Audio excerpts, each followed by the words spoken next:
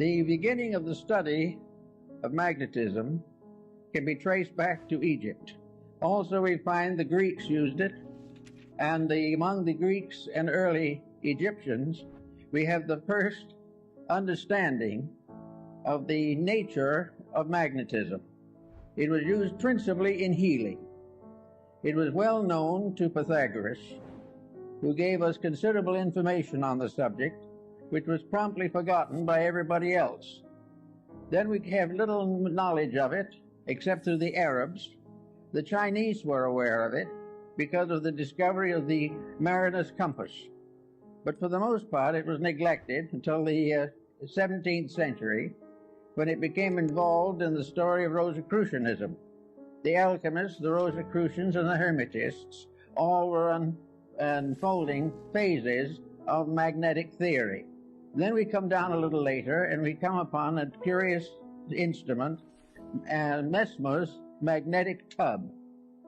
This was a kind of tank in which many people put their feet at the same time and held hands and created a battery out of the water in the tank.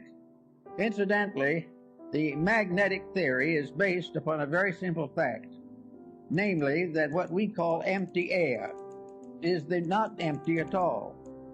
It is the most profoundly used all the elements that we know anything about.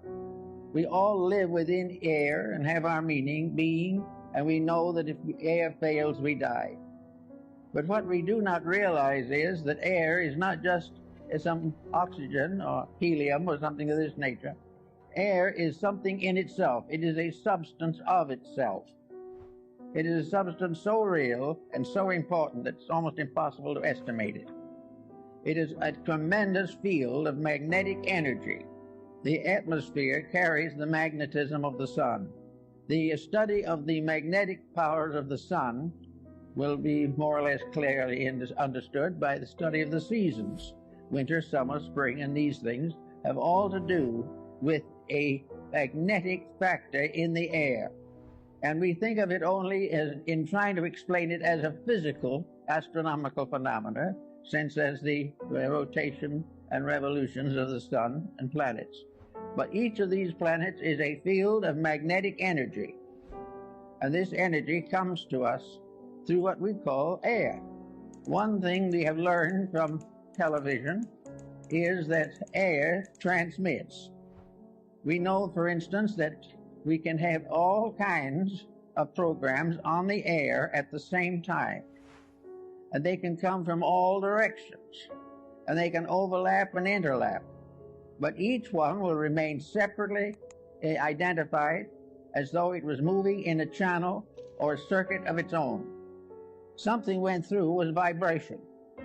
And this vibration in the magnetic field can be divided into an infinite complexity of separate emanations. In other words, if we had 1,000 different channels, they could be differentiated in the magnetic field so that each one would be broadcast correctly and properly for whatever it is. Thus we realize there's something out there besides air, something besides helium and oxygen, something besides the ordinary factors we take into consideration scientifically. We are in the presence of a mysterious agent, an agent that is part of everything that we are. Now, studying magnetism as it comes into the human body, we discover along with Kilda that each human body is surrounded by an etheric or energy field. This energy field is sometimes referred to as an aura, but it is not the true aura that we think of in metaphysics. This magnetic field is an area of energy. This area of energy forms an egg-like atmospheric sheath around the physical body, usually extending 3 to 5 feet from it in each direction. This energy field is the basis of virtue, because this energy field depends for its reality, its serviceability, and its protecting power to move emotion, thought, and the attitudes of the person around which this magnetic field is gathered. In other words, the individual, if they are normal, if mentally, emotionally, and physically, They are keeping the rules. This magnetic field forms a tremendous protection. It is normal, it is healthy, it is constantly able to handle infections and all kinds of difficulties. It will help to heal wounds. It will help to recover the use of functions and organs. And if we are deprived of some part of the body, it will try to compensate for it. As long as the individual takes proper care of his magnetic field, it will serve him. Now, this is a phase of morality that is generally overlooked. It is assumed that these magnetic fields are something you don't pay much attention to. They're there, maybe they'll help a little.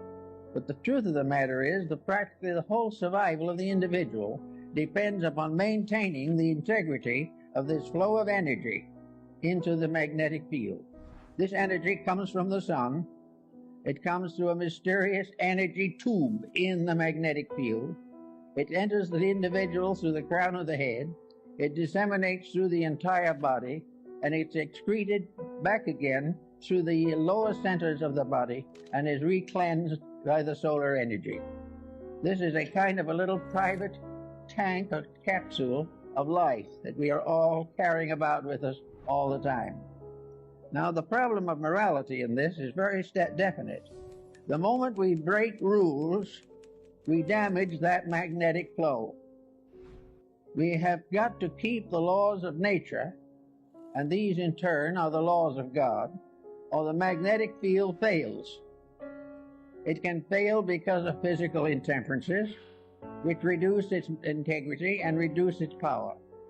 It can be wasted in riotous living, which is a common cause these days. It can be variously destroyed by moods, by attitudes, by fears, by complexes. It can be destroyed or damaged by alcohol, drugs, narcotics, all kinds of things. But if this field is damaged, it immediately reacts into health. It damages the individual's vitality. It makes him more easily subject to contagions and infections, and it definitely shortens the life expectancy. Now, we think of the magnetic field as surrounding the entire structure of the body, as Kilner shows in his work on the human atmosphere, and Babbitt also in his... You can suddenly see how the human voice has potential to create infinitely. That with our voice, we have the potential to create everything and anything we can imagine. Everything in creation spins and vibrates. Everything has its own prime resonance frequency. Everything. Sound is the source of all creation. Sound and resonance is responsible for everything. It is the breath of the Creator, the prime resonance frequency, and the source code for everything in creation, including our DNA.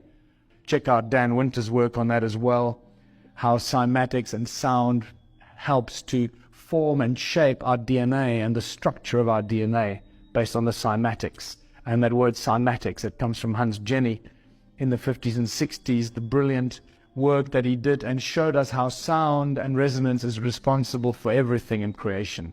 This is the most basic fundamental demonstration how sound and resonance manifests into physical form. And I just cannot get enough of it. I can watch it millions of times. Every frequency has its own specific shape, a prime resonance frequency. Are you only looking at a two-dimensional representation of a three-dimensional effect?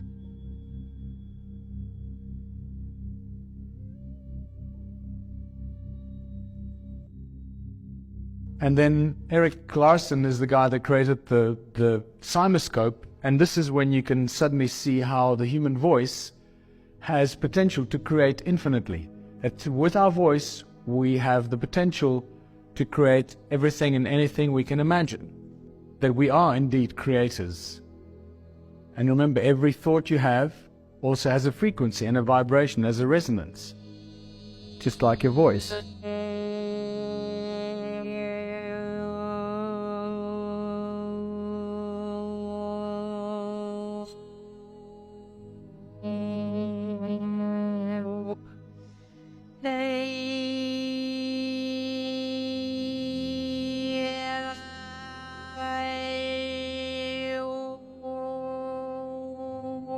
Can you see it's got a slight toroidal feel to it? Actually, the shape manifests in a toroidal shape.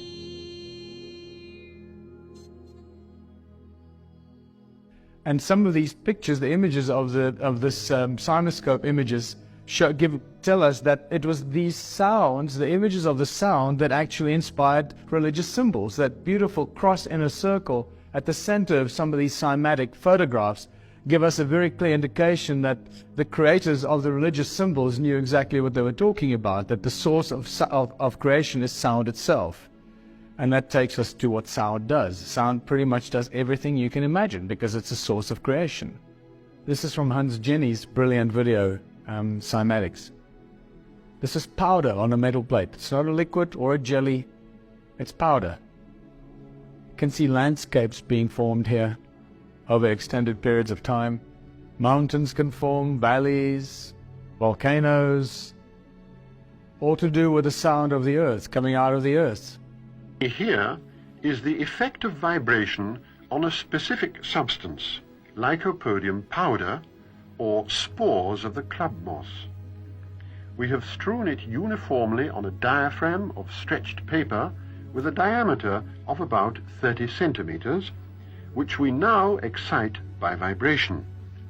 This causes the powder to clump, and the more intense the vibration, the more piles there are. If the note is louder, that is to say, if the amplitude is increased, these masses of powder move to the center and make a kind of dust cloud there. They are not at rest, but in a state of continuous motion.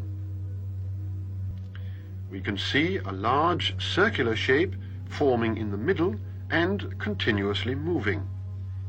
Sometimes it is whipped up into a cloud, as it is now, and sometimes it reverts to the solid dust particle form.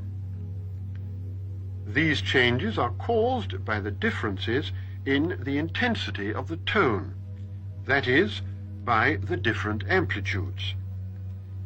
In this experiment, the frequency, that is to say, the number of vibrations per second, is the same.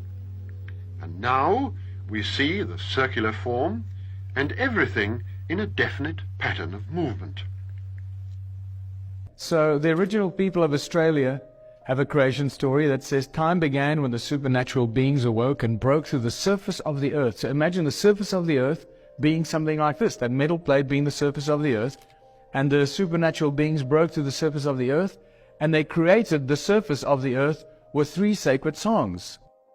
So it's interesting that I link this to the Aboriginal people or original people of Australia and the 3 sacred songs, and it's very similar to this picture that I took from an aeroplane flying over Western Australia, and you can start seeing how the kind of landscape would have been formed from the cymatics of the sound of the earth itself.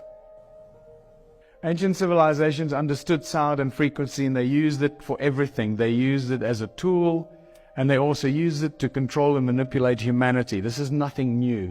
We know by now that the pineal gland is pretty much what represents the all-seeing eye of Horus. It's a receiver, it's a transmitter, it's a powerful tool that we should be using, but we're not because it was manipulated with. The medicine wheel is a cross in a circle that represents sound, that primordial source of sound, that shows that the Native American healers knew that sound could cure and could heal. Royal Raymond Rife, you should know by now, that cured with the man that found the cure for all disease with sound and resonance, and were converted to electric impulses. Lakovsky, the multiple wave oscillator, that has got an incredible record of curing all kinds of diseases, including cancers. And more recently, Anthony Holland, who in a TED talk in 2011 shows how he cures cancer with sound frequencies. Sound continues to amaze us. Sound can levitate. By now, you would have seen this many times, just a very quick idea that sound actually does levitate things, but this is not how the ancients used to levitate the very big, heavy objects. This is a very different technique used here. This is just pressure waves that can levitate things, very light objects, but it does give you the ability to imagine that sound actually levitates. John Keely levitated stuff and drilled sound holes with sound in 1888 already. Peter Davy boiled water with sound since 1940. Sound creates what's known as a star in a jar, called sonoluminescence. When you take a sphere of water and you expose it to certain frequencies, it gives off a very, very bright light at the center of the water, called a star in a jar, which is just absolutely not quite what it is. And sound creates hurricanes. There are two guys in 2003 that lodged a patent to create hurricanes, believe it or not. Luc Montagnier, 2011, spontaneously generated DNA in water with sound frequencies. This is just spectacular stuff, right? So now you can see how we can manifest things. We become creators and can manifest anything with sound. I guess this is probably one of the best descriptions of the nature of our reality and around us. The fractal, multidimensional, toroidal nature of reality. That's a mouthful. This is what a complete and balanced toroidal magnetic field looks like. And what it does, it has an accretion disk in the middle. There you can see that yellow accretion disk. That's the center of the magnetic field. Whichever way you turn it, it's the same. As above, so below. We start to understand some of these basic fundamentals of creation, all coming from the breath of God, the breath of the Creator, the words that we utter. Everything that we say and create has the same effect, creating these complete, perfect magnetic fields. This is some of the most beautiful new work of viewing, being able to actually see what a magnetic field looks like through the Ferro lens. This is quite a new discovery, only about 10 years old. Now we can actually see what magnetic fields look like. This is when you look at a torus. This is what a torus magnetic field looks like. You can see the magnetic fields. Some people would call this the ley lines on the surface of the Earth. You can actually see the magnetic fields. So I'm suggesting that people that are reading ley lines are actually picking up the magnetic fields that crisscross the toroidal field of our